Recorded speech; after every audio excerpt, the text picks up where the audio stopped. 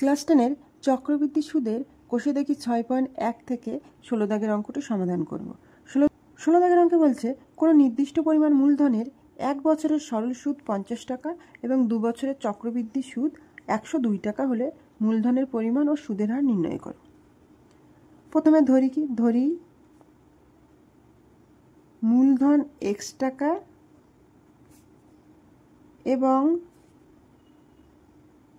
সুদের হার বড় হাতের R%। তাহলে প্রথমে সরল সুদে আসি। অতএব x টাকার 1 বছরের সরল সুদ সমান P/100। তাহলে এখানে P ধরেছি কত? P হলো x টাকা, R হলো বড় হাতের R, আর T হলো 1 বছর বাই 100। এখান থেকে পাবো কি x ইন্টু R বাই 100। এবার এই যে মান, এই মানটা দেওয়া আছে কত? 50 টাকা।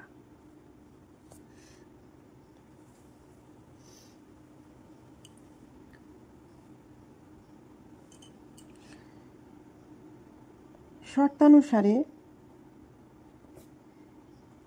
Rx বাই 100 ইকুয়াল টু 50 বা Rx ইকুয়াল টু 5000 বা x equal to 5000 by R। এখানে আমরা একটা সমীকরণ পেলাম। আবার x টাকার 2 বছরের সমূল চক্রবৃদ্ধি সমান P into 1 plus R by 100 তার হোল স্কোয়ার। তাহলে P এর মান কত? x, 1 প্লাস R এর মান হলো বড় হাতের R বাই 100 তার হোল স্কোয়ার। এখান থেকে পাবো x into 100 plus R by 100 তার হোল স্কোয়ার। তাহলে 2 বছরের চক্রবৃদ্ধি সুদ কত পাবো? 2 বছরের চক্রবৃদ্ধি সুদ x into 100 plus R by 100, এর থেকে x টাকা বাদ দেব, যে টাকাটা পাবো সেই টাকাটাই হলো চক্রবৃদ্ধি সুদ। এখান থেকে যদি x কমন নিই, x কমন নিলে উপরে পড়ে থাকছে, x কমন নিলে পাচ্ছি 100 প্লাস R বাই 100 তার হোল স্কোয়ার বিয়োগ 1। x ইন্টু উপরে বর্গটা ভাঙাই, তাহলে কত হবে? 10,000 plus 200R plus R square by 10,000 বিয়োগ 1।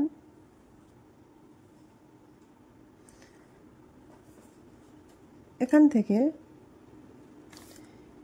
এক্সটাকে কমনে রেখে নিচে 10,000 লসাগু, উপরে 10,000 plus 200R plus R square minus 10,000। 10,000 কাটা, তাহলে এখান থেকে পাবো কি x into 200R plus R square by 10,000। এই যে মান, এই মানটা দেওয়া আছে কত? 102 টাকা। তাহলে শর্তানুসারে x into 200R plus R square by 10,000 equal to 102, বা এখান থেকে x হিসাবে কি পাবো?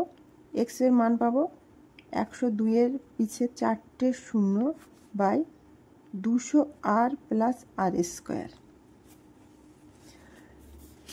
এখানে যে 1 নং সমীকরণ পেলাম, এই যে x এর মান, এটা এখানে যে x equal to 5000 by R পেলাম, এটাকে দিলাম 1 নং সমীকরণ, আর এখানে x এর এই সমীকরণটাকে দিলাম 2 নং সমীকরণ। এবারে 1 আর 2 নং সমীকরণকে তুলনা করে পাই। 1 ও 2 নং সমীকরণকে তুলনা করে পাই।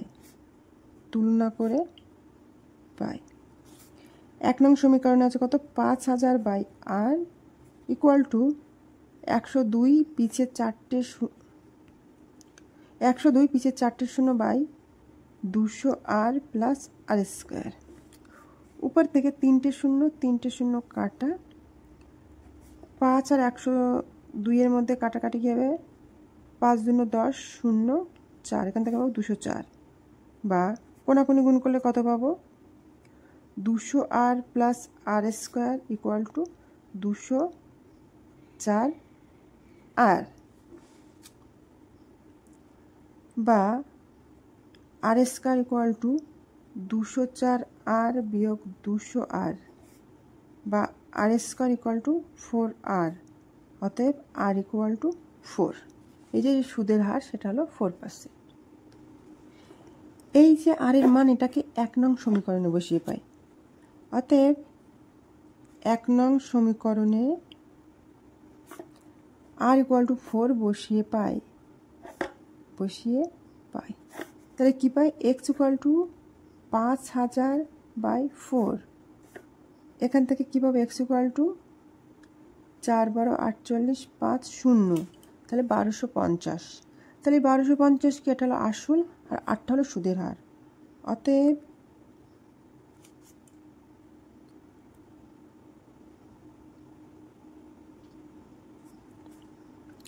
অতএব নির্ণেয় মূলধন ও সুদের হার যথাক্রমে 1250 টাকা এবং 4%। আজকের ভিডিওটা এই পর্যন্ত। আর ভিডিও শেষে একটি কথাই বলবো, অঙ্ক হোক মজার বিষয়, আনন্দের বিষয়, ভয়ের নয়।